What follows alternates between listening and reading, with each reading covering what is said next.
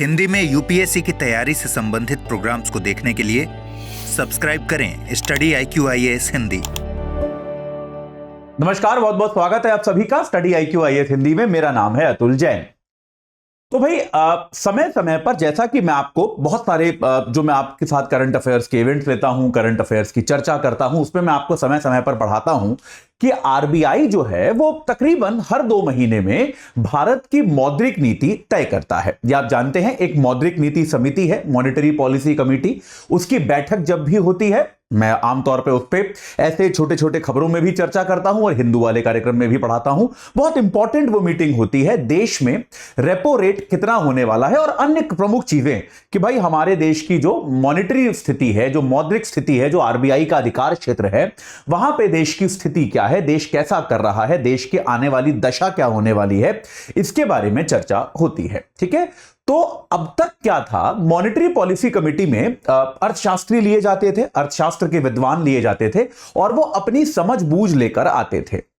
लेकिन तब भी मॉनेटरी पॉलिसी कमेटी की, अगर आपने मेरे लेक्चर्स देखे हैं इकोनॉमिक्स के, तो इनकी आलोचनाओं में से एक प्रमुख आलोचना जो है वो ये है, ये हमेशा रही है कि इसका जो फाइंडिंग है वो लोगों की अपनी, जो इसके सदस्य हैं उनकी विचारधारा पर आधारित होता है।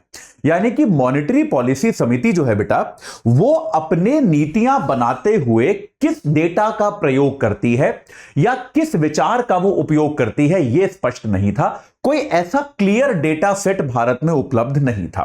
तो अब इस कमी को खत्म करने के लिए आरबीआई ने घोषणा करी है कि वो 2 प्रकार के सर्वे कराएगा। 2 प्रकार के सर्वेक्षण जो है वो आरबीआई ने कहा है वो कराएगा। और ये सर्वे जो है भारत की मौद्रिक नीति जो बनेगी, मॉनेटरी पॉलिसी कमेटी जब मिलती है आमतौर पे हर 2 महीने में और इसकी जो चर्चा करती है, मौद्रिक नीति की जो चर्चा करती है, उसमें ये सर्वे जो आएंगे, इनकी फाइंडिंग्स जो आएंगी, वो बहुत बड़ी भूमिका अदा करेंगी। तो ये 2 सर्वे क्या हैं, इनमें क्या चीजें करी जाएंगी, क्या इसमें बात की जाएगी, एक बार मैं इसके बारे में आपको अगले 5 मिनट में बस समझा दूंगा। लेकिन उसके पहले याद रखिए कि भाई हमारा मई महीने का शाम का बैच आ गया है। तो P2I बैच से अगर आप अप्रैल में जुड़ना भूल गए तो भाई मई में जरूर जुड़ जाइए। अगर आप 2000, खास तौर पे जो लोग 2025 की तैयारी कर रहे हैं, यार अब आपके पास समय नहीं बचा है। अगर आप अब नहीं जुड़े तो फिर आप बहुत लेट हो जाएंगे, ये मैं आपको अभी बता रहा हूं। तो भाई आप इस बात का ध्यान रखें कि आप मई वाले बैच में जरूर जुड़ जाएं, क्योंकि कम से कम अगले साल 25 मई को एग्जाम है प्रीलिम्स का। कम से कम 13 महीने का टाइम तो आपको खुद को देना पड़ेगा सिलेबस को पूरी तरह से कवर करके रिवाइज करने के लिए। उससे कम आप टाइम देंगे तो फिर आप तैयारी में थोड़ा समझौता करेंगे, तो वो आप कर लोगे, मैं ये नहीं कह रहा कि नहीं कर पाओगे, लेकिन फिर आपके पास समय की कमी रहेगी, तो ये मत करें। एजे लाइव कोड लगाकर जुड़िए, विशेष प्राइस है अभी भी आपके पास 27,999 में आप इस बैच से जुड़ सकते हैं।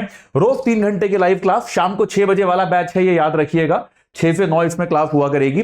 तो इसमें रोज 3 घंटे की live class, mentorship, daily practice questions, pre और मेंस की टेस्ट सीरीज, प्रैक्टिस क्वेश्चंस का इवैल्यूएशन, 18 किताबों का सेट जो आपके घर पहुंचेगा। और साथ के साथ अगर आप प्री क्वालिफाई करते हैं तो मेंस की तैयारी के लिए आपको दिल्ली बुलाना, आपका रहना खाना पढ़ना सब इसी फीस के अंतर्गत होगा। ये सारी सुविधाएं जो है आपको प्रदान की जाएंगी। तो आप आज ही एजे लाइव कोड लगा के इस बैच से जुड़ जाइए और अपनी तैयारी को एक सही आकार प्रदान कीजिए। चलिए अब बात करते हैं आरबीआई के सर्वे की। तो भैया आरबीआई जो है वो आमतौर पे हर 2 महीने में क्या करता है, एक उसकी जो मौद्रिक नीति समिति है, मॉनेटरी पॉलिसी कमेटी जो है, वो एक बैठक करती है और वो देश की मौद्रिक नीति को तय करती है। तो मौद्रिक नीति समिति को एक सही प्रकार का डेटा देने के लिए, एक सही प्रकार का आंकड़ों का आधार देने के लिए आरबीआई ने कहा है कि वो 2 तरह के सर्वे कराएगा। 2 प्रमुख सर्वे जो है वो आरबीआई जो है कराएगा। और ये 2 प्रमुख सर्वे क्या होंगे? पहला सर्वे जो है वो है मुद्रास्फीति अपेक्षा सर्वे। पहला सर्वे जो है, जो ज्यादा इंपॉर्टेंट है वास्तविकता में, वो है मुद्रास्फीति अपेक्षा सर्वे, यानी कि इन्फ्लेशन एक्सपेक्टेशन सर्वे। और दूसरा जो है वो है ग्राहक विश्वास सर्वे, यानी कि कस्टमर कॉन्फिडेंस सर्वे, ग्राहक विश्वास सर्वे। इकोनॉमी में ग्राहक कौन होता है? हम सब, आप और मैं। तो जैसा कि नाम से ही स्पष्ट हो रहे होंगे मेरे ख्याल से, दोनों सर्वे में क्या कराया जाएगा, कुछ कुछ हद तक तो नाम से भी क्लियर हो रहा होगा।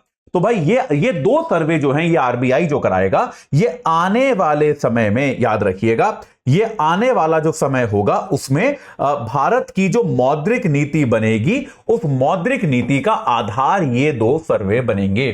ग्राहक विश्वास सर्वे और मुद्रास्फीति अपेक्षा सर्वे, ये दो सर्वे जो आने वाले समय में आधार बनेंगे। अब अगर हम बात करें मुद्रास्फीति अपेक्षा सर्वे की,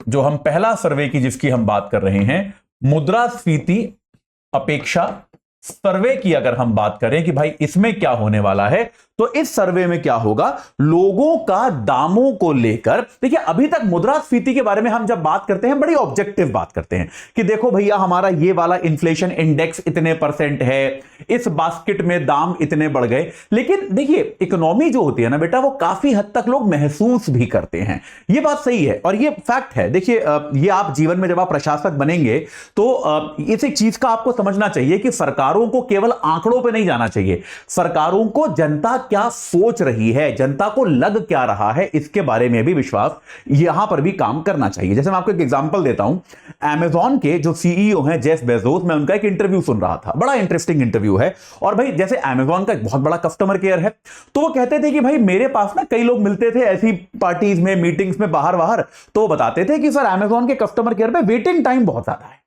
अब बोला मैं यार, हमारा जो कस्टमर केयर डिपार्टमेंट का हेड था, मैंने उसको बुलाता था, बोलता था भाई क्या है, तो वो मुझे मैट्रिक्स दिखाता था, डेटा दिखाता था कि सर ये देखिए डेटा तो ये कहता है कि एवरेज वेटिंग टाइम जो है वो 1 मिनट 1.25 मिनट से ऊपर नहीं है। तो हमारा जो भाई हम जो चाहते हैं कि 2 मिनट के नीचे रहे, वो है, डेटा ये दिखाता है। तो जेफ बेजोस बोला मेरे पास 2 ऑप्शन थे, या तो मैं डेटा को मानूं या फिर लोग जो मुझे कह रहे हैं उसको मानूं। तो हमेशा लोग जो कह रहे हैं उसके बारे में उसको भी माना जाना चाहिए। मैं ये नहीं कह रहा कि डेटा को इग्नोर कर दो, लेकिन लोगों का जो विचार है उसको भी ध्यान में रखना चाहिए। तो बेजोस ने ये कहा कि मैंने वहीं बैठे उसके सामने कहा कि आप एक काम करो, अभी यहीं पर अमेज़न के कस्टमर केयर पे आप फोन लगाओ। उसने फोन लगाया तो उसकी कॉल 10 मिनट तक वेटिंग में रही। तो बेजोस ने बोला ये देखो ये प्रॉब्लम है, केवल डेटा पे मत जाओ, अपना एक्सपीरियंस भी देखो ना भाई, आप खुद ये देखो कि आपको क्या फील हो रहा है, आपको क्या महसूस हो रहा है। तो यही वाली बात है कि मुद्रास्फीति के बारे में हम आमतौर पे जब बात करते हैं तो केवल आंकड़ों की बात करते हैं, 7% हो गई, 6% हो गई। मेरी क्लास में आप लोग अक्सर ये कहते हैं, मैं कहता हूं देखो भैया मुद्रास्फीति नियंत्रण में आ गई, अक्सर बच्चे कमेंट करते हैं क्या सर क्या बात कर रहे हो, देखो महंगाई तो कहां पहुंच गई, कितनी महंगी हो गई चीजें। तो अक्सर जो आंकड़ा होता है और जो लोगों की लिव्ड रियलिटी होती है उसमें थोड़ा फर्क होता है। तो ये सर्वे जो है ये उस अंतर को खत्म करने का काम करेगा। ये सर्वे क्या करेगा, दामों को लेकर लोगों का सब्जेक्टिव विचार, मतलब दामों को लेकर, चीजों के दाम को लेकर लोग क्या सोचते हैं, महंगाई को लेकर लोगों की सोच क्या है, ये उसके बारे में बात करेगा। ये नहीं देखेगा कि भैया पिछले साल चीज 100 रुपए की थी, इस साल 104 रुपए की हो गई तो 4% इन्फ्लेशन है, वो तो आंकड़ा आता ही आता है। लेकिन आंकड़े को का कलेक्शन, जो आंकड़े पे बेस्ड हमको केवल नहीं रहना चाहिए, कई बार हमको लोग सब्जेक्टिवली क्या महसूस कर रहे हैं। देखिए ये बहुत इंपॉर्टेंट चीज है, बहुत बड़ा शोध का विषय है ये अर्थशास्त्र में आजकल, कि हमें क्या केवल आंकड़ों पर आधारित अर्थशास्त्र चाहिए या हमको ऐसा अर्थशास्त्र चाहिए जो लोगों के वास्तविक जीवन के बारे में भी बात करता हो कि लोग महसूस क्या कर रहे हैं। भावनात्मक अर्थशास्त्र भी होना चाहिए। तो भाई लोगों का क्या विचार है, क्या लोगों को लगता है कि महंगाई बढ़ रही है, घट रही है, किस चीज की महंगाई बढ़ रही है, किस चीज की घट रही है, क्या हमारी कंज्यूमर बास्केट, भाई जिसके आधार पर हम मुद्रास्फीति का परसेंटेज निकालते हैं, क्या वो बास्केट सही है। क्या ऐसा तो नहीं है कि एक आम आदमी जो महसूस करता है कि यार इस बास्केट में तो क्या क्या डाला हुआ है, वो चीजें तो मैं कभी प्रयोग ही नहीं करता, अब रेडियो डाल रखा है बास्केट में। अब रेडियो कौन सुनता है यार, अभी अगर आप बड़े शहर की बात करो तो आपको कितने घरों में अब रेडियो मिलता है, वो जमाना चला गया, अब सबके फोन में एफएम है।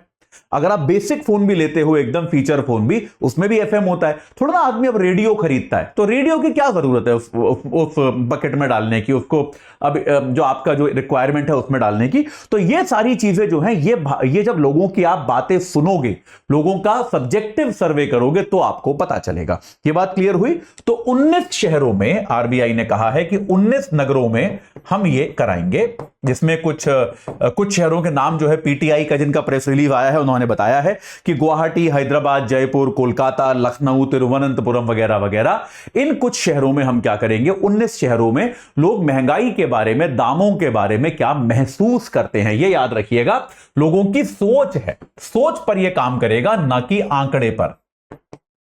ये याद रखिएगा, ये बहुत इंपॉर्टेंट बात है कि आंकड़ा तो आता ही है हमारे पास हर तरीके से, आंकड़े पे हम बात नहीं करेंगे, लोगों की सोच पे बात करेंगे और लोगों से पूछा ये जाएगा, अलग अलग तरह के सवाल पूछे जाएंगे जिनका आधार ये होगा कि भाई अगले 3 महीने से लेके 1 वर्ष तक आपको क्या लगता है कि अगले 3 माह से 1 वर्ष तक महंगाई का क्या स्थिति होगी, ये आपको क्या लगता है, इस तरह की बातें लोगों से पूछी जाएंगी और उसके आधार पे जो सर्वेक्षण आएगा उसका हम समावेशन करेंगे।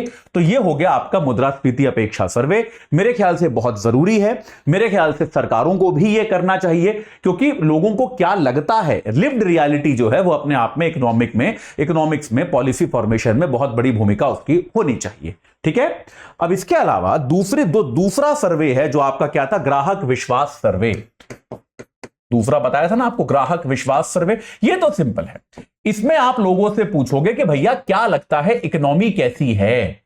आप लोग, क्योंकि ग्राहक कौन है, आप और मैं, भाई आरबीआई के लिए तो ग्राहक हम ही लोग हैं, हम जो आम जनता है जिनके लिए नीति बनती है, हम ग्राहक भी तो हैं, हम कंज्यूमर भी तो हैं, सरकार हमको सर्व कर रही है ना, हम तो कंज्यूमर हैं।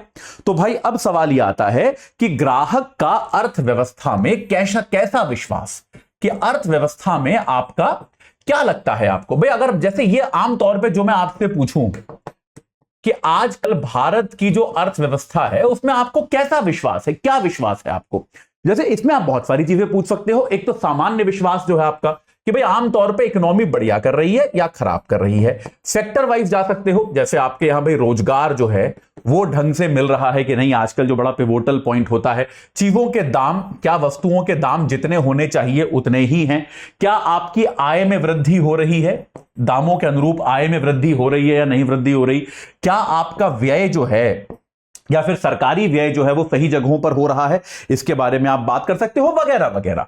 तो अर्थव्यवस्था में कुल मिला के व्यक्ति का कितना विश्वास है, क्या उसको लगता है कि भारत की अर्थव्यवस्था एक अच्छी दशा में है, एक सॉलिड हालत में है, या फिर उसको ऐसा लगता है कि भारत की अर्थव्यवस्था बहुत अच्छा नहीं कर रही। तो यह दूसरा सर्वे होगा और निश्चित तौर पर सर्वे आएगा तो आरबीआई प्रयास यह करेगा कि भैया ग्राहक का जो अर्थव्यवस्था में विश्वास है उसको बढ़ाया जाए। तो ये 2 प्रमुख सर्वे होंगे जो अब से मॉनेटरी पॉलिसी समिति की जो बैठकें हुआ करेंगी, अगली जो जून में शेड्यूल्ड है, उनमें ये योगदान किया करेंगे। तो अपने आप में बहुत अच्छा कदम है, एक अलग प्रकार का डेटा आरबीआई इकट्ठा कर रहा है और मैं आशा करता हूं ये डेटा जो है सार्वजनिक भी किया जाएगा, इन सर्वे का परिणाम जो है, ताकि आप और मैं भी उससे लाभान्वित हो पाएं, थोड़ा समझ पाएं कि अर्थव्यवस्था के बारे में लोग क्या सोचते हैं। हालांकि यह भी स्पष्ट नहीं है कि ये डेटा क्लासिफाइड होगा, केवल आरबीआई के पास जाएगा या फिर आपके और मेरे पास भी आएगा, हम भी इसको देख पाएंगे।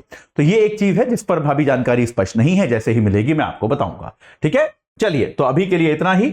आपको फिर से बता दूं एक बार जल्दी से, 7 मई का दिन याद रखिए, 7 मई को शुरू हो रहा है P2I बैच, 27,999 का है केवल, अगर आप एजे लाइव कोड लगाते हैं। शाम को 6 बजे वाला बैच है, प्री मेंस इंटरव्यू तीनों की तैयारी आपको कराएगा।